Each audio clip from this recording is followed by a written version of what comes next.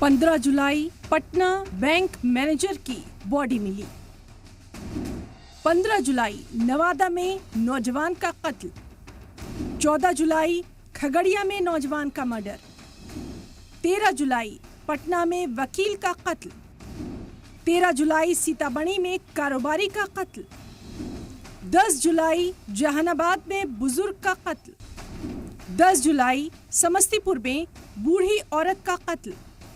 8 जुलाई भागलपुर में आपसी तनाजे में कत्ल। 8 जुलाई नवगछिया में नौजवान का कत्ल। बिहार में बारिश और खून के बीच होड़ मची है कि जमीन पर कौन ज्यादा बहता है। ऐसा लगता है जैसे गुड गवर्नेंस वाले सूबे में पुलिस और इंतजामिया खामोश तमाशाई बन चुके हैं। सरकार सरेंडर कर चुकी है।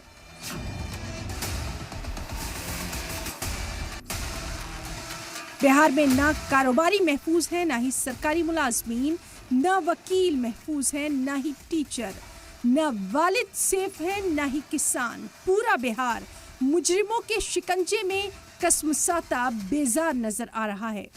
मुजरिम खुलेआम जब जहां चाहते हैं गोलियों की बौछार से जमीन को लाल कर देते हैं।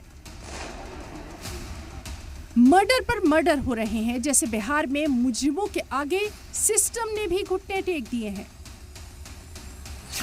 बिहार में 24 घंटे में 12 मर्डर हो चुके हैं।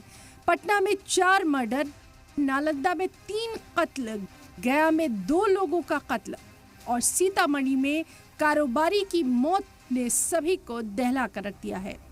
मुजफ्फरपुर और छपरा में भी खून बह रहा है। 1 जुलाई से अब तक 33 से ज्यादा कत्ल। बिहार की सड़कों पर हर दिन 1 से ज्यादा मौत हो रही है। कहा गया नीतीश कुमार का गुड गवर्नेंस मॉडल। सारण के दरियापुर में दिन दहाड़े नकाबपोश बाइक सवार आते हैं और सरकारी टीचर संतोष राय को गोलियों से भून देते हैं। और गांव में, जहां गांव में लोग सुरक्षित बुझते हैं, एक भूषण जी का घर है, वहीं इसकी हत्या कर दी गई है। तो अब तो परिवार वाले लोग बतलाएंगे किससे दुश्मनी है, लेकिन एक साहसी लड़का था जो सब लोगों के दुख सुख में सम्मिलित होता था। ऐसा नहीं कोई क्रिमिनल। हम एसपी साहब बात किए, भाई इसका तो कोई क्रिमिनल हिस्ट्री नहीं है। राजधानी पटना में मुलजमीन ने इंतजामिया और पुलिस की नाक के नीचे मर्डर को अंजाम दिया। सुल्तानगंज में वकील जितेंद्र कुमार को चाय की दुकान पर घेरकर गोलियों से छलनी कर दिया। मृतक बताया जा रहा है कि वो वकील थे और लेकिन परंतु 2 साल से प्रैक्टिस नहीं कर रहे थे और उनका अपना दुकान भी है जो किराए पर आते थे। घटनास्थल पर 3 खोखा बरामद हुआ है। अपराधकर्मी कैसे आए थे, कितने आए थे और उन्हें कितनी गोली लगी है, इस बात की पुष्टि अभी करना मुश्किल होगा। इस बारे में हम जांच पड़ताल कर रहे हैं। वकील को मारने के बाद मुलजिम बड़े आराम से फरार भी हो गए, जबकि थाना महज 300 मीटर की दूरी पर था। कानून की ये लाचारी बिहार के हर शहरी का भरोसा तोड़ रही है। पटना के फुलवारी शरीफ में अलमीजान नगर में मोहम्मद रेहान अपने घर के पास टहल रहा था कि बदमाश गोली मारकर बड़े आराम से फरार हो गए। पटना एम्स में एडमिट किया गया है, जहां उनका इलाज जारी है।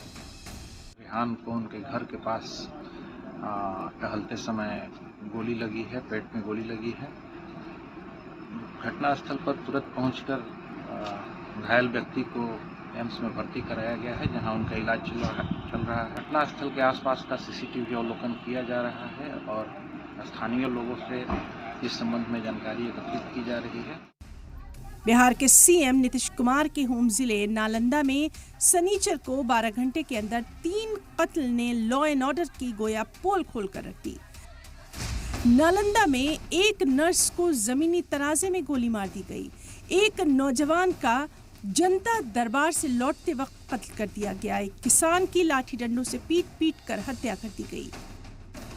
ऐसे में कोई पूछे कि बिहार में आजकल चल क्या रहा है, तो ये बड़े आराम से कहा जा सकता है बिहार में चुनाव बा और उसके पहले सुशासन बाबू के लॉ एंड ऑर्डर के बुरे हाल बा, अपराध बा, गुंडागर्दी बा और सबसे बड़ी बात कि पुलिस इंतजामिया की सुस्ती बा।